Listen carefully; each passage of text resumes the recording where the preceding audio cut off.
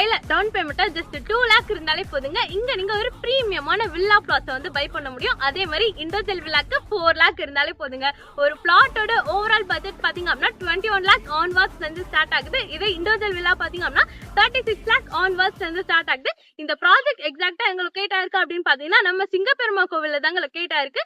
Just சிங்கப்பெருமா கோவில் railway ஸ்டேஷன்ல இருந்து ஒரு 2 மினிட்ஸ்ல நீங்க வந்து நம்ம சைட்டை வந்து ரீச் பண்ணிடலாம். இந்த ப்ராஜெக்ட் யார் சேல் பண்ணிட்டு இருக்கா அப்படின்னு பாத்தீங்கன்னா நம்மளோட NRI ப்ராப்பர்ட்டி தாங்க சேல் பண்ணிட்டு இருக்காங்க. நம்மளோட ப்ராஜெக்ட் நேம் நேத்ரா ஆர்ச்சர்ட் தாங்க. நம்ம சைட் டிடிசிபி ஆண்டரா அப்படிங்க. ஸ்கொயர் ஃபீட் ரேட் பாத்தீங்க அப்படின்னா 2,999 per ஸ்கொயர் ஃபீட் வந்து சேல் பண்ணிட்டு இருக்காங்க.